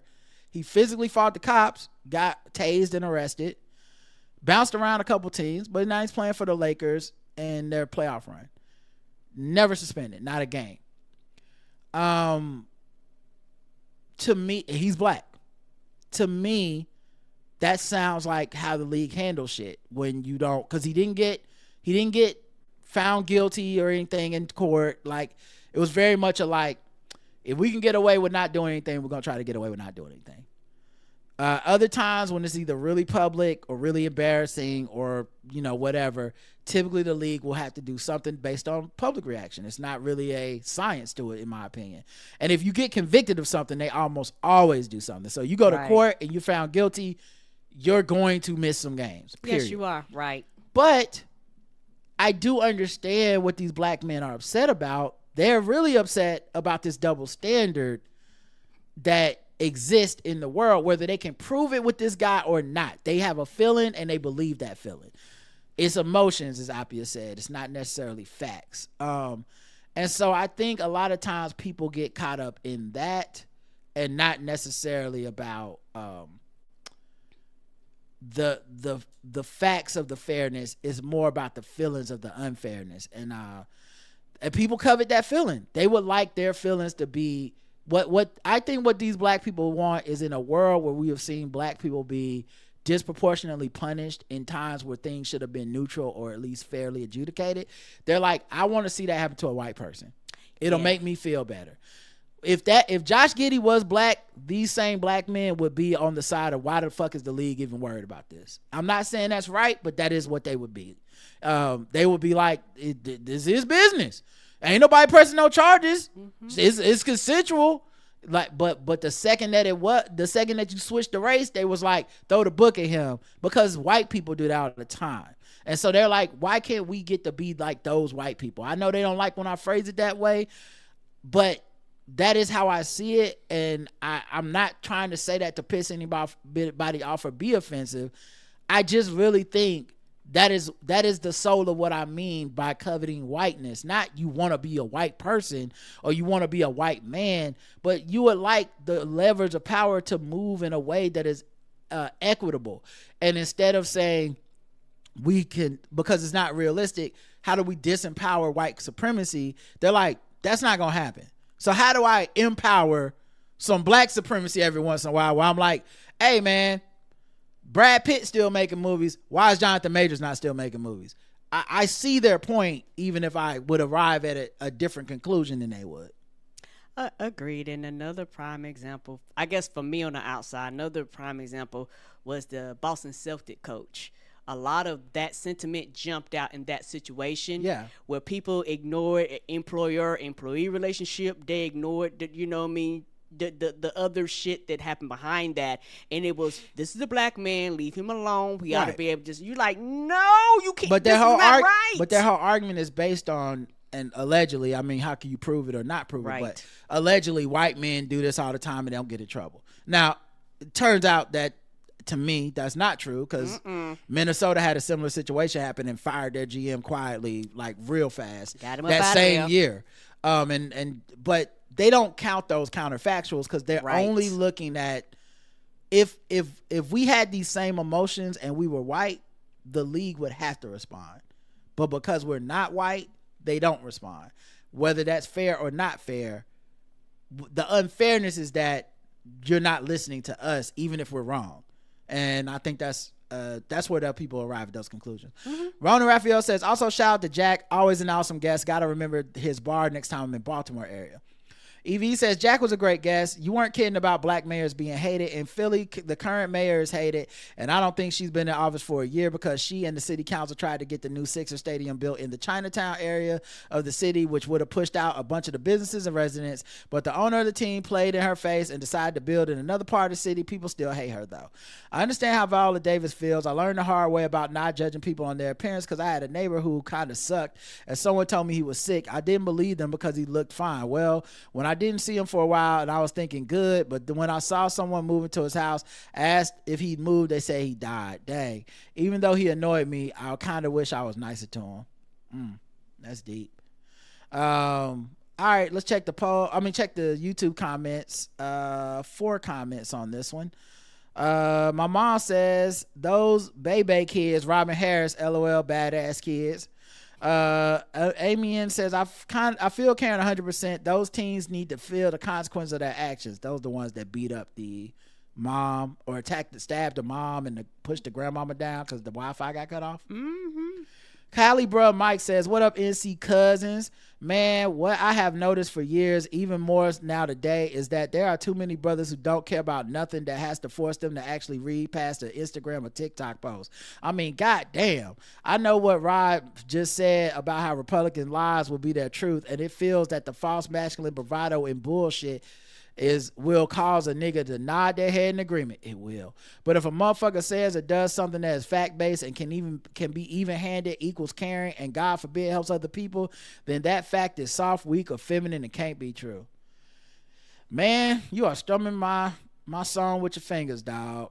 That is some real shit right there, man. And I don't know what to do with it. I love black people. I love black men, but like, this masculinity shit got a hold on us in a way that I don't think many black dudes will never see that stuff doesn't serve us, and I don't know how to convince them that it's an illusion that will never be for us and it was never meant for us. Right. We of all cultures and all races should be the most in joint union with our sisters, with the LGBTQ people in our community. The white supremacy, the white masculinity shit, the American dream is 100% a fraud that is built on our backs. We should know better. We've had nothing but two income households because of slavery. From inception. Right. The vast majority of black Americans have never not known community because you had to. You know, even after slavery, you had your woman work for some white people in their house, and she work on the farm with you.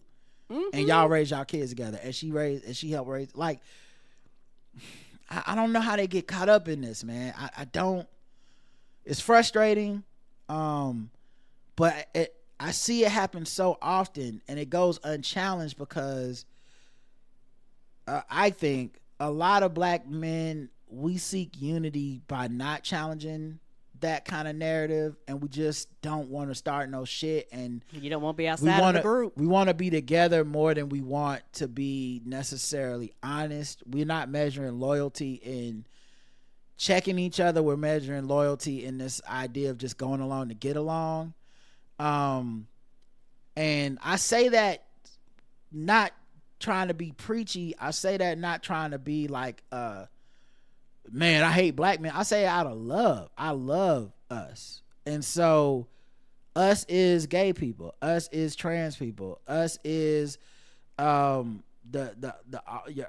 weird black people, your off-center black people, whatever. Like, us is all of us. And it's just weird how often you can just throw some masculine red meat out there and motherfuckers will throw everybody in the bushes. Like, just real quick. And it's supposed to be a signifier to each other of like, yeah, because we black men, damn it, right? You know, I'll never understand it. I don't understand the allure of it, because I just think the more you read about it, the more you know that dream will never happen for you. There's no land in which, America's not the land in which a black man can achieve, I'm so much of a man, I can achieve the American dream. It's just not going to happen. We have to do it in community. We do need to be understanding to each other's issues and have some empathy. And honestly, to me, that's the strongest. I'm not one of these people that think like male energy is toxic and shit. I think the strongest version of a man is a protector. I think that's what I look up to. And I think a lot of people have made a lot of excuses. This isn't a black thing. This is a man thing in America. A lot of people have made excuses for why they can be craven cowards and bullies and call that manhood. And it hurts me to see brothers that fall for that, because I'm like, that's not for us. Like, our heroes are the ones that stand up, not the ones that pick on other people and bully other people. It shouldn't be anyway.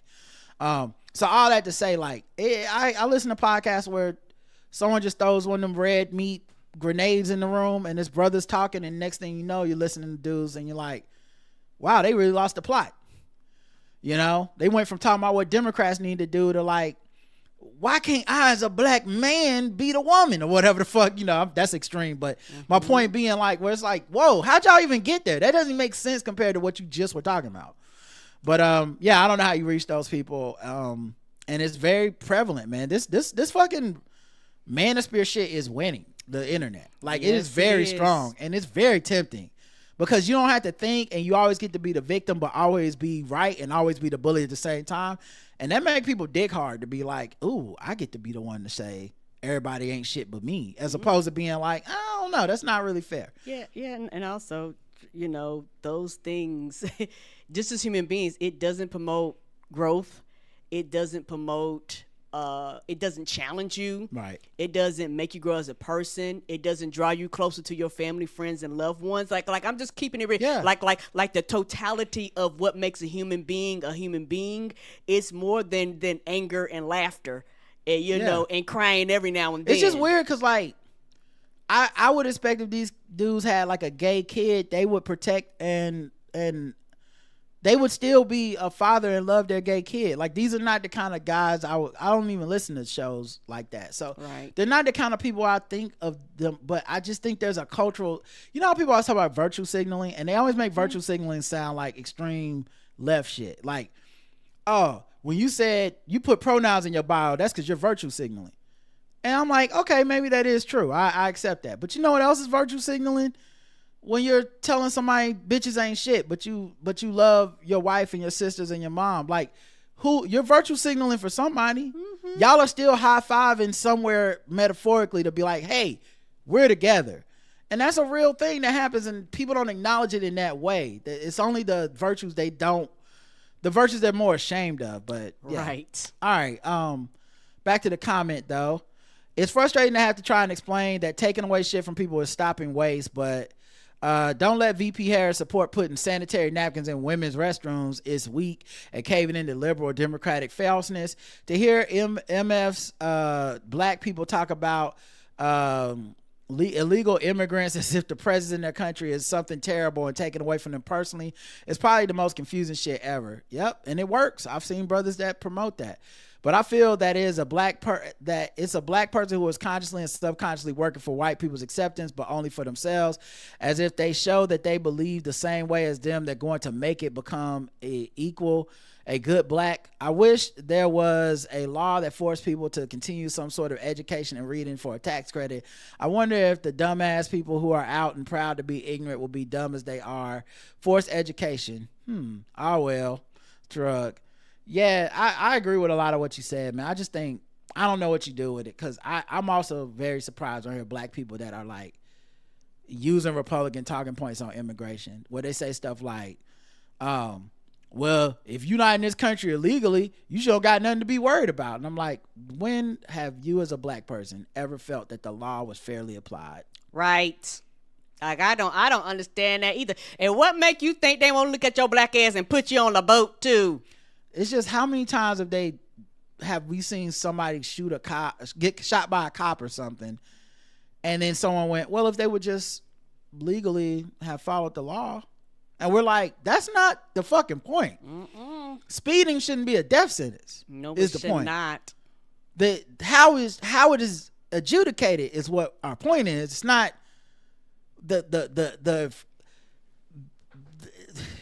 all right, I'm not gonna do it anyway. Michael just says, great episode. Thanks. You're welcome, buddy. Appreciate you. And let's see the poll. Will you listen to Snoop Dogg's new gospel album? 100% no. Damn. I will not. All right. So much for that. Last episode is 3080. Allow us to reintroduce ourselves. We got the new logo, the branding, all the little cool stuff we're doing. That you guys are going to see. Guess the Race popping off soon, I think on Monday. You know, check the social medias. We will be putting content out there. Michael sounds like Michael says, thanks for talking about Senator Chris Van Hollen going to El Salvador to try to see the man Trump's admin illegally detained there. Listening to you talk about it, I paused and called his office. I live in Maryland. He's my senator. To thank him for that. You're totally right that he put his own personal safety on the line, and I'm proud to say that I voted for him and that he represents me. Yeah, you know what's scary, man? And once again, I'll have to depart from, I'm sure, a lot of people that think this, and I'm not saying you crazy, but it's scary to me how many people thought that man was dead. And it's not scary to me because he could have been dead, blah, blah.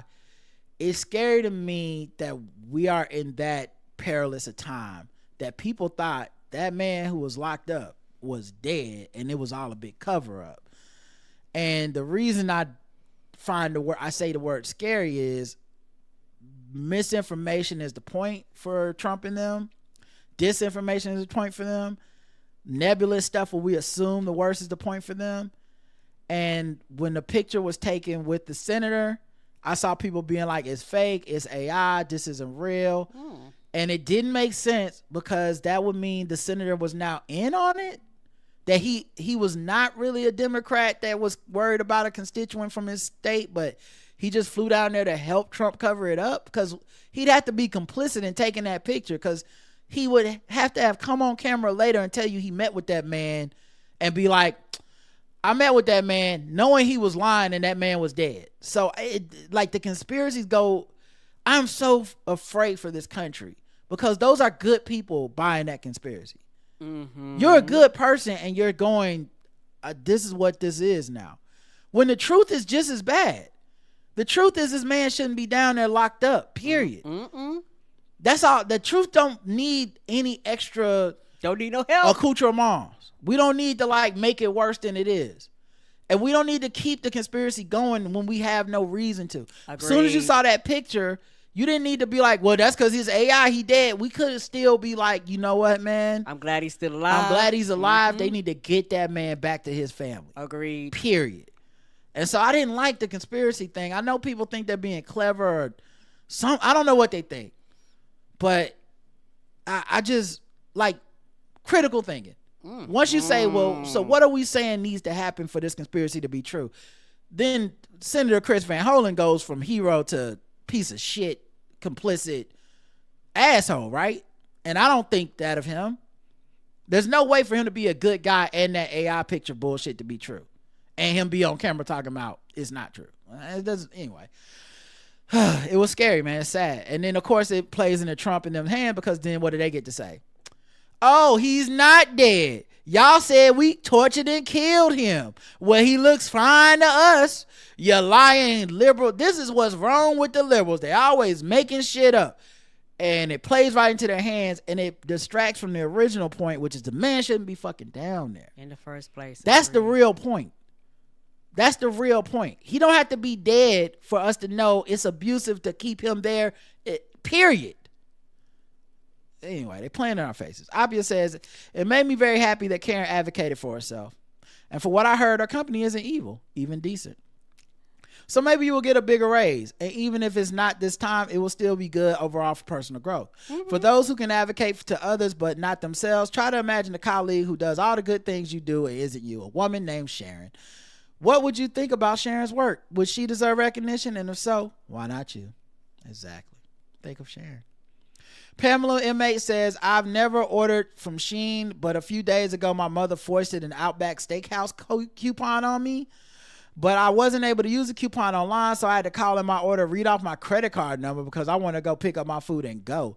The waitress who took my phone call gave me my food was a skinny young white girl. Lo and behold, later on that evening, there were a couple of late charges, $150 and $277 to Shein. Good God. It's a Capital One. About 300 items. It's a Capital One card and they don't play, so there was no problem getting those charges reversed immediately.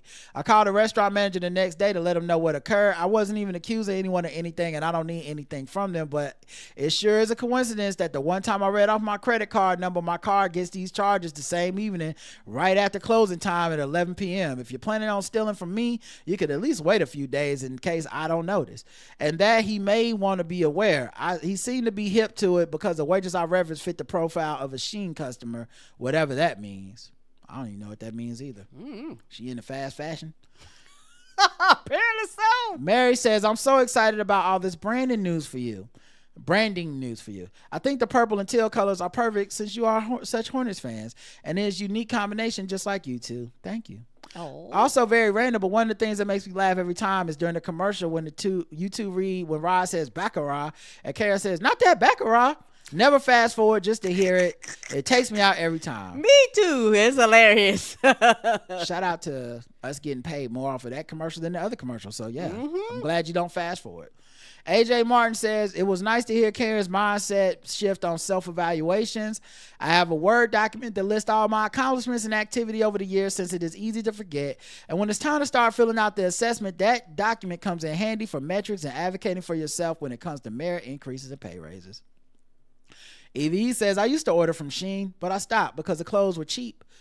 But they will only last 1 or 2 rounds in the washing machine. So while I washing machine is the enemy of Shein shit. Right. Well, I saved money initially. I'm not really, because the clothes don't last long and you have to buy more stuff to replace what you lost. Never touched Temu because I know too many people have had their credit card numbers stolen from using them. Jesus, what? No, they didn't tell me that. All right, and then let's see, on YouTube, did we get any comments on this? Whoa, 10 comments. What the fuck? Right? Alicia says, looking at Marvin Sapp's sweaty shirt, say that 10 times fast, brought back some church memories. We had 32 different funds to donate, and my preacher, Reverend Glover, if you sat in the first 1 or 2 rows, he would slap you in the face with his stank breath. Ooh. Up there hooting and hollering for Jesus. He never locked the doors, though. No R. Kelly jokes for Kinky Kelly, she says. Well, she was peeing on stuff. That's my bad. We dropped the ball. Omar says, oh my God, I love the music for the white people news section. It's such bad quality. It is perfect. Thank you. Thank you to Rocktopus, so I think sent it to us, but I don't know if he would agree it's bad quality. I don't know what the rules are on that. I don't know if he intended it to be bad quality or not, but I appreciate it. It's a bop. It is a bop, ain't it? It's a bop. That should be, maybe that's what I need to make a white people news shirt at some point. Bonita Juanita says, I really need that Run Nigga Run Club shirt to be a part of this new merch. Man, I gotta figure out how to make that, because obviously they not gonna let us sell nigga. So I gotta figure something out. Anyway, we'll think about it. Ramsey, Ninja. Huh? Ninja. Nah, I'm not one of those blacks. I hate substitutes for the N-word. It's the worst. Not the substitute. Stop being a coward and say it or don't say it. Don't make me say it with that ninja bullshit. Not slick. Ramsey PH Dunn says, let's go rebrand. Y'all are the best. Rashad says, I've been to church lock-in, but I ain't never been locked in a church. Hallelujah. With a bunch of laughing emojis. Thank you. I was very fond of making that joke. Christoph says, Karen, don't you dare apologize. You right about these mofos. Go off, queen. K Minor says, I'm here from the Karen Hunter show. So nice, put a face with your names. Karina says, welcome, new tipper. Yay. Man, we need an emoji like Kev on stage got the stage crew. What should the tipping emoji be? Is it just cash? Is it a dollar sign? Is it money? Let me see if they got a money emoji. Yeah, we got to think of something. So when we talk about y'all can just throw it up in the chat room. Yeah. I think they got to have a money emoji. Do they have a dollar emoji, dollar sign? Let's see. If I put dollar, they got one that just look like cash. They got a bag of money. I think maybe it's probably going to be the cash. It's probably going to be us, right? All right, we'll let y'all know if we come up with something else, but I'm thinking it's some type of money. Oh, that's a cash with angel wings on it. I like that. That means something. I don't know what it means. Be something we have to be able to put on. Heavenly cash.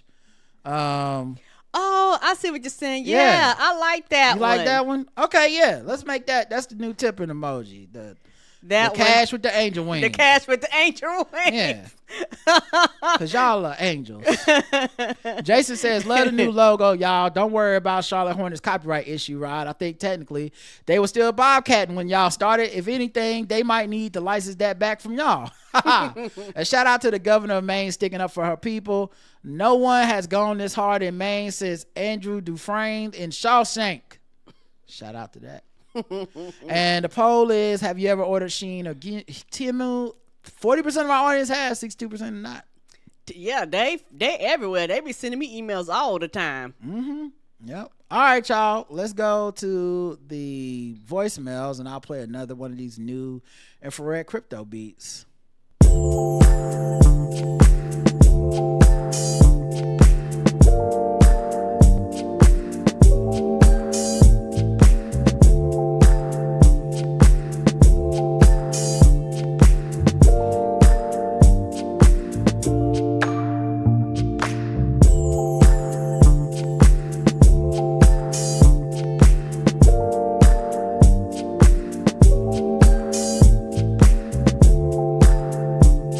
That one's called Luminous. Man, I love that beat.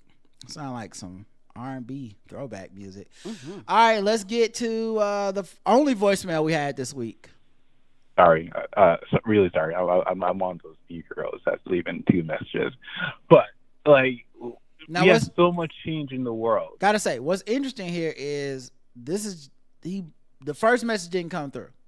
Oh. So this is just the second message. I don't know what you talked about in the first message, but we have no idea. We're gonna let it ride out. Mm-hmm. And you too, like I'm not talking about growth and evolution because that happens naturally as we learn new things. But like, just being so consistent in the message that you're delivering to your listeners, like you guys have not like wavered from that core message, from that core component of what makes both of you who you are. And this is why I've been listening for what we're in 5+ years now, because like I really appreciate everything that you guys say every time you guys get on that mic. So I appreciate y'all. You know, I said this wasn't really feedback. I was more just like giving you guys your flowers again. Like to all the new listeners, this is your first episode listening, your 10th episode. Just know that 5 years from now, what you're hearing from Ron and Karen is going to be the same thing you're going to hear, like in those 5 years. The core message will still be there. They're not going to switch upon you like some of these flakes today. Like they got that Spotify money, they didn't switch up on us. You know, they left Spotify, they didn't switch up on us. They might get some new money coming down the line. You never know. Like God willing. You know, and they still won't switch up on us. So I appreciate that. You know, I appreciate this being constant in a world that's like ever changing. Love y'all, appreciate y'all. Like I'll forever be a listener no matter what. So thank you. Oh man. Aww. That means a lot to me, honestly. That's sweet. Thank you, baby. Because I really think consistency is key, but consistency isn't just like how often you put out content. Mm-hmm. It's really sticking to your principles. Mm-hmm. And I love how you said, like, it doesn't mean like we won't learn or evolve or change, but like the core of it, I'm most proud of that, you know. And if there's any limits to what we do as far as growth and our brand, it'll be because there's limits to staying consistent. Because I mean I've seen people take that off ramp, and one of the most frustrating things as a listener to podcast or consumer of someone's content is when you can feel it, where they go, this is not it. I'm making this turn to a more right-wing pivot, or I'm going to make this turn to a more like inauthentic, like I'm branding myself in a way that is no longer, I'm doing it different because I'm seeing what other people are doing and they're blowing up. Mm-hmm. And it happens, that shit is seen it a lot. Very tempting. Mm-hmm. When you just see like, we got the same number of listens every time. When you see that number trickle down a little bit because people are moving on and they don't want it, they're more enamored with the shit that they claim to be against. You know, our numbers are never gonna look like Breakfast Club. Our numbers are never gonna look like Joe Budden. That's not our lane. That's not for us. Those listeners aren't for us. You know, but the numbers we have been like more than enough to survive on, more than enough to thrive on, and most importantly, man, we sleep good. Like I have never had to get off this microphone and feel like, fuck, I sold out today. I don't even believe that. When you meet me in real life, I've never had a conversation with somebody where I had to be like, that's just what I'd be saying on the podcast. Like, nah, this is really us. It really is, and it's just one of those things when you say about the consistency. That's one thing about us. Yes, we do. Like Right said, we grow, we evolve, we change. Our opinions change, our views change as we get new information. We're not going to be on the same bullshit when facts and things that, you know what I mean, have came in. We're going to be like, oh, okay, we've learned something new, or these things have changed my mind, or changed my opinion, and or changed my views. And that's okay, because that's a part of being a human being. Yeah. Just because you said something once, does that mean you have to stick with that thing forever? And I think we live in a society where people say something, get stuck, and refuse to fucking evolve and change. And I think the core of your being is more important than just I don't change. But a lot of people don't believe it. Like, a lot of our media is based off of like, I never change. I don't care what evidence I'm presented with, I'm gonna have the same opinion I had before, and I'm gonna deliver it the same way I had before. And that's not, to me, what consistency is. Consistency is like, this is what I would like my message to be. This is what I would like to communicate, and I'm gonna do that in the best way I can possible. And sometimes it's gonna change because I got new information. But the consistency, the loyalty to yourself, is not a loyalty to I said this and goddamn it I meant. No, sometimes it's like, oh, I didn't know that. Thank you. You know. Anyway, but yeah, thank you for listener for calling in. Thank you, baby. Voicemails is the last segment. Emails. Emails is the last segment. I'll just go straight into it. No need to put a beat here, I don't think. Clyde says, you two are the absolute best. Hey, Rod and Karen, two of the best podcasters in the business. I want to keep this short and to the point, so here we go. Five bullet points.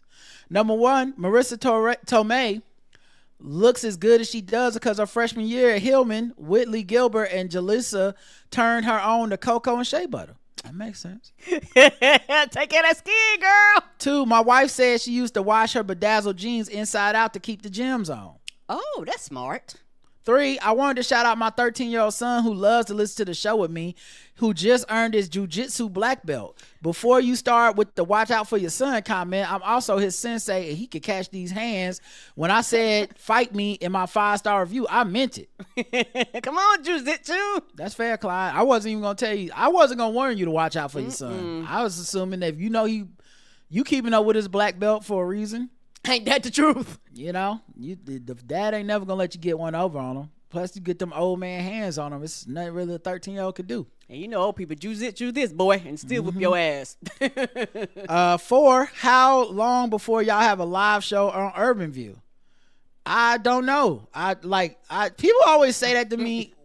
First of all, Karen Hunter's been nothing but great to me. It's been we love Karen. Yeah, it's been nothing but fun times over there. I've never gone in there with the agenda of like, and then I'm gonna be on Urban View one day too and blow up. 2, I mean, honestly, the main thing I've learned hanging out with Karen every Friday is how much fucking work that shit is. It ain't for the weak. It ain't for the faint of heart. And y'all know how much work I do for this podcast as is. And y'all don't even know some of the shit I'm working on behind the scenes for like projects and other stuff that's happening. So, it would be a very serious undertaking to have to do that. Plus, y'all know I'm trying to like work on my fitness, dedicating at least an hour to my health, like every 6 days a week, basically. Meaning, I don't necessarily know when I would even have the time to do something like that. Not that I wouldn't consider it. Obviously, that would be awesome or whatever to a certain degree. And then also with our own show, we couldn't just stop our show. It's a lot of stuff. It's a lot of moving parts and stuff like that. As of right now, man, I'm just happy and blessed to be a part of that community and having fun. I look forward to it every Friday. It always flies by. She's y'all always are hilarious. You know, she's always a great host. We have such great chemistry together. The listeners and they, you know, they tend to like me. And so I'm just enjoying it for what it is. But I never really, to be honest, I never move like that. Like I never move in a way that's never been your goal. I never move with anything in a way of like, and one day I'm gonna build this equity up to where I have blank. Maybe I should have moved like that and maybe it's come back to haunt me. I don't know. I'll never know because I'm happy. And when you're happy, I think you're not necessarily thinking about the next thing or the thing you don't have yet. Right. But man, I just enjoy hanging out over there, and I'm glad so many of y'all cross over and come to listen to us, because that's really the hard part. Is when you do stuff like that, when you show up in other spaces and you're a fan or you're a friend or you're whatever person over there, it's very hard to get people to come fuck with you on what you do. Right. Because what we do isn't necessarily the same as what Karen does. We're good people, and I think that's where you see some crossover and like, oh, these good people have very similar values. But, you know, there's rules to radio, rules to how she gets down there, a little different than us. There's some people that are going to come over and be turned off and vice versa. But to see, like, that Venn diagram have some overlap. Yeah, that one actually crosses. Has been very, very rewarding. It has. 5, lastly, I want to encourage you and Karen to keep up the great work and continue to bring the most complete podcast ever to the people. Thank you, Clyde. MF Stevens says, shout out, not show related. I took Karen's advice a long time ago and pretty much detached from social media. I post stuff from time to time to get the silly shit out of my head, but that's about it. I'm not scrolling, yo. I'm not really reading or watching news anymore. In fact, I'm going out of my way to avoid that shit if we're being honest. I'm trying to preserve the last shreds of my sanity, fam. As Dirty Harry Callahan says, a man got to know his limitations. In that vein, I have not been listening to the show much. Oh, well, nigga, fuck you. Click. Nah, I'm just kidding. But I have been catching a lot of the shorts on Facebook and YouTube. Sometimes I just to get my Karen's laugh fix. I just wanted to drop a quick line to say, Rod, you look fucking great, man. All the work you put in really shows, and last year you actually inspired me to get my shit together. I haven't been working out like you have, but exercising, and I totally changed my diet, and I've been working on my portion control, and then last year I gone from about 275 down to my goal weight of 215. I'm 6'5" for reference. Come on. I had gotten up to 285 and then broke my leg because my frame couldn't handle the weight. I was under 160, a skinny bastard most of my adult life, but started gaining weight about 10 years ago in my 40s. But yeah, man, wanted to thank you for putting the bug in my ear. Thank you, brother. Love you guys. Regards, Mark. Thank you, Mark. That's dope. Yeah, congratulations. Glad to hear from you. And I'm sorry you can't listen to the show as often, but I get it. I don't know, man. I definitely had some things to consider after Trump won. How we were going to navigate this period of time, because, you know, I'm not gonna lie, my first reaction was like, fuck, maybe we don't even talk politics. Not because I'm afraid of any of the pushback, but literally because it's just like, I was so angry and discouraged that it's like, what the fuck do people even need to hear? They don't see the threat that we're under. But as always, I would feel it's not true to myself or our show or who we are to put our heads in the sand and not talk about these things. That being said, I don't want to turn our podcast into the bummer news hour every day of just how much Trump is doing more bullshit and we can't really even like discuss it.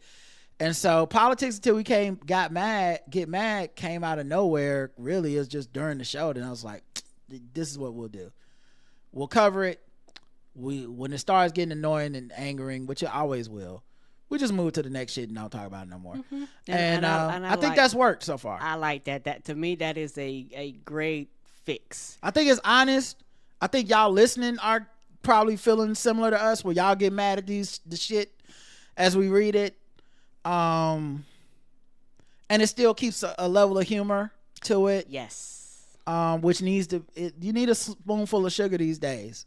I can't be woe is me on the gallows of the slave ship in a time like this. We need joy. We need hope. We need to be big picture. We need resilience. We need commitment. We need to understand we're going to have to, if we're to survive this, we're going to have to endure it. It's not going to be a quick fix. Endure it. And so I don't want to abscond any level of like responsibility or thinking about it, but I understand that means some of y'all won't be able to listen, and that's fine. Peter says Rod and Karen, a hot 5 stars for Rod and Karen. Thank you. And he put a emoji that makes 5 stars pop on the screen. Oh, adorable. And lastly, Jen says, hey y'all, great episodes this week per usual. I was writing to see if there's a way to listen to you on Karen Hunter without SiriusXM. I did my Googles, but I didn't see anything. Thanks, Jen. I'm gonna be honest, I don't know. I don't know how that works 100%. I know they have some app stuff with SiriusXM, so you don't necessarily have to have the actual satellite radio in like a car. You can stream SiriusXM. But I don't know if that means you have to still pay for it. Or not. I imagine you still would have to pay for it somehow. I think there are some deals that they have where like, this long for free and all of this stuff. But yeah, free for 3 months, then $9.99 a month. I'm sure there's other stuff that, you know, because there's always other stuff. Oh, use student agreement or, you know, this thing. But yeah, I would imagine that you have to do something to do it. So that's all I know. And also they put the shorts on YouTube when I'm on Karen Hunter's show. So sometimes it won't be the whole show, and and to me it's not the same as listening to the whole show. And even listening to me on there on Friday isn't the same as listening to her throughout the week. Like it's a different vibe. But you can get your fix. You can get some of me and Karen hanging out, having fun times on YouTube. Just search the Karen Hunter show. I sometimes I'll see the clips, but I never look at the comments because I don't know. YouTube is crazy. They're not gonna YouTube put you in front of everybody. Yeah, I don't want to hop in her comments and be in there motherfucking people, and she'd be like, "Damn, Rod, for real?" I'm like, you know, they should have been talking shit. I'm just there to have fun, okay? If you mad about people wearing pink shirts, keep that shit to yourself, okay? Not on my watch. Not on my watch. I don't blame you. Not on my watch. Guilty. All right, y'all. That's it. Thanks for listening. We'll be back throughout the week. Until and like I said, follow our social medias. Look out for Guess the Race coming Monday. You know, look out for the merch. All that stuff is coming soon. So until next time, I love you. I love you too. Mwah. Bye.